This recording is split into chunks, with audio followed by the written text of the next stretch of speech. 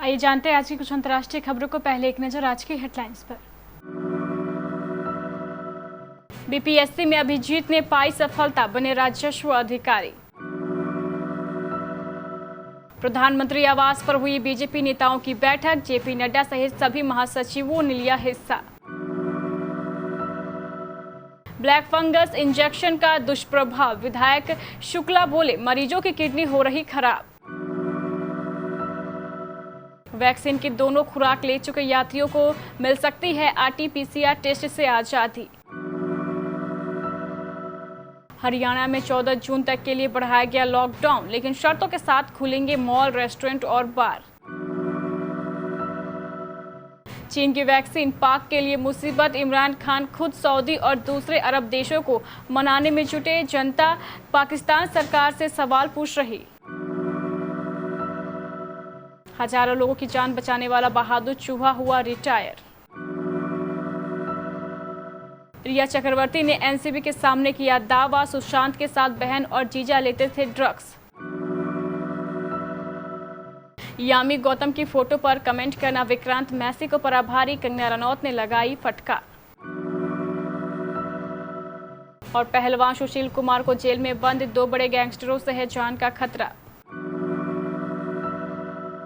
बिहार लोक सेवा आयोग ने बीपीएससी 64वीं सीसीई 2021 का अंतिम परिणाम जारी किया। कई विद्यार्थियों का सिविल सेवा अधिकारी बनने का सपना सच होने जा रहा है। उन्हीं में से एक है अभिजीत, जो पकड़िया दयाल प्रखंड के बड़का गांव निवासी व सीताराम सिंह कॉलेज के प्राचार्य विजय कुमार सिंह के पुत्र हैं। अभिजीत ने यह सफलता दूसरे प्रयास में हासिल की है। अभिजीत ने 66वीं बीपीएससी की पीटी में क्वालिफाई किया है। इससे पहले उन्होंने बिहार पुलिस के एसआई की परीक्षा भी पास की थी।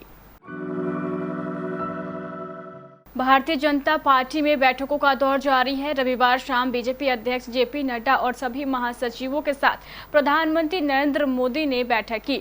यह बैठक प्रधानमंत्री आवास पर आयोजित की गई थी। प्रधानमंत्री के साथ बैठक से पहले पार्टी अध्यक्ष नड्डा ने सभी महासचिवों के साथ बैठक की थी।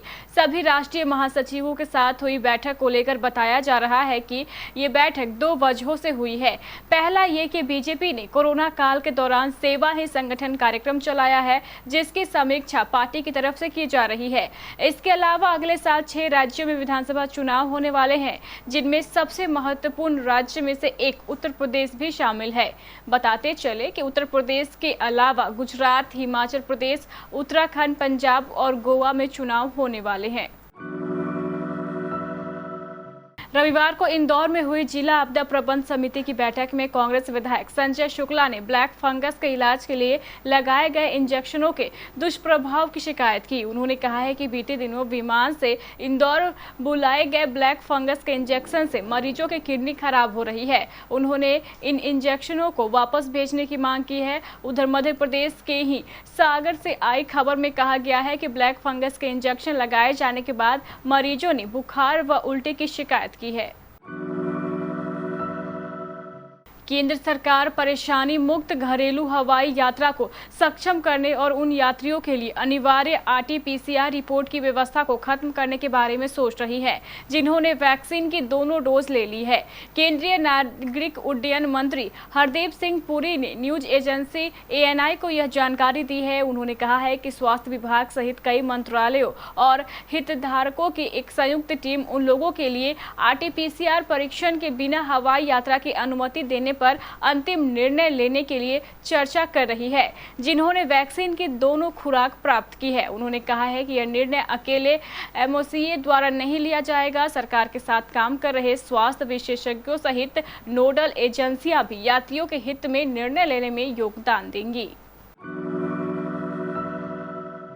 कोरोना की दूसरी लहर के कारण हरियाणा में भी लॉकडाउन की घोषणा की गई है। इस दौरान कई तरह के पाबंदी लगाए गए थे। हालांकि अब नए मामलों में कमी देखने को मिली है, रिकवरी रेट में भी सुधार हुआ है, साथ ही टीकाकरण अभियान भी चलाए जा रहे हैं। इसके बावजूद सरकार ने एहतियात बरतते हुए 14 जून तक के लिए लॉकडाउन बढ़ा दिया है। हालांकि सरकार द्वारा जारी दिशा निर्देशों में पाबंदियों में ढील दी गई है। दुकान, मॉल, रेस्टोरेंट, बार और धार्मिक स्थलों को खोलने की इजाजत दी गई है, लेकिन उन्हें इस दौरान कई तरह के नियम और शर्तों का पालन करना होगा। चीन की वैक्सीन पाकिस्तान के लिए परेशानी का सबब बन गई है। हज यात्रा या रोजगार के लिए पाकिस्तानी नागरिक सऊदी अरब आना चाहते हैं, लेकिन सऊदी और दूसरे गल्फ कंट्रीज चीनी वैक्सीन लगवाने वाले पाकिस्तानियों को वीजा नहीं दे रहे हैं। अब होम मिनिस्टर शेख राशिद ने कहा है कि खाड़ी देशों के साथ यह मामला सुलझाने के लिए प्रधानमंत्री इमरान खान खुद बातचीत कर रहे हैं। लोग भी इस मामले पर पाकिस्तान सरकार से बेहद नाराज हैं। हजारों लोगों की जानों की रक्षा करने वाला एक बहादुर चूहा सेवानिवृत्त हो गया। आप सोच रहे होंगे कि कैसे एक चूहा इंसानों की रक्षा कर सकता है, तो बता दें कि कंबोडिया में बीते 5 साल में मंगवा नामक इस चूहे ने करीब 99 बारूदी सुरंगों का पता लगाया, जिससे हजारों लोगों की जान बच सकी। अफ्रीकी नस्ल के इस मंगवा चूहे की बहादुरी के सोशल मीडिया पर भी खूब चर्चा हो रही है। इस चूहे के सूंघने की क्षमता इतनी बेहतर है कि बारूदी सुरंगों का पता लगाने में इस्तेमाल होने वाली महंगी मशीनों को भी मात दे सकती है। इसकी खासियत के चलते इसे दल में शामिल किया गया था और अब तक इसने 1 सैकड़ा बारूदी सुरंगों का पता लगाया है। अभिनेता सुशांत सिंह राजपूत के निधन के बाद उनके केस को लेकर कई चौंकाने वाले खुलासे हो चुके हैं। इसमें आए ड्रग्स एंगल में तो कई गिरफ्तारियां भी हुई है। बीते दिनों ही एनसीबी ने सिद्धार्थ पिठानी को गिरफ्तार किया है। इससे पहले रिया चक्रवर्ती और उनके भाई शौविक भी अरेस्ट हो चुके हैं। रिया और शौविक बाद में जमानत पर रिहा हो गए थे। वहीं हाल ही में कई मीडिया रिपोर्ट्स के मुताबिक रिया ने एनसीबी के सामने दावा किया है कि सुशांत के अलावा उनकी बहन और जीजा भी ड्रग्स लेते थे। रिया ने सुशांत की बहन का व्हाट्सएप चैट भी शेयर किया है और बताया है कि दोनों ही ड्रग्स लिया करते थे। बॉलीवुड अभिनेत्री यामी गौतम ने हाल ही में 4 जून को अचानक ही अपनी शादी की तस्वीरें शेयर कर फैंस को हैरान कर दिया। तभी से यामी गौतम की शादी की फोटोज भी सोशल मीडिया पर तेजी से वायरल हो रही है और उनकी शादी और शादी की तस्वीरें चर्चा का विषय बनी हुई है। अब हाल ही में यामी की शादी की तस्वीरें एक और वजह से चर्चाओं का विषय बन गई। ये वजह थे विक्रांत मैसी के कमेंट पर कंगना रनौत की प्रतिक्रिया। दरअसल यामी गौतम ने अपनी शादी के दौरान हुई रस्मों की कई फोटो फैंस के साथ शेयर की। इन फोटो पर उनके फैंस और दोस्त कमेंट कर अभिनेत्री को बधाई दे रहे थे। ऐसे में यामी के दोस्त और उनके कोच एक्टर विक्रांत मैसी ने भी उनके फोटो पर कमेंट कर थोड़ी मस्ती की, लेकिन कंगना को विक्रांत का ये कमेंट पसंद नहीं आया और उन्होंने इस पर प्रतिक्रिया देते हुए विक्रांत को कॉकरोच तक कह दिया। दिल्ली की मंडोली जेल में बंद पहलवान सुशील कुमार की सुरक्षा को लेकर तिहाड़ जेल प्रशासन हरकत में आ गया है। मंडोली जेल में ही बंद सुशील के विरोधी गैंगस्टर लॉरेंस बिश्नोई को मंडोली जेल से तिहाड़ जेल नंबर 1 के हाई सुरक्षा वार्ड में शिफ्ट किया गया है।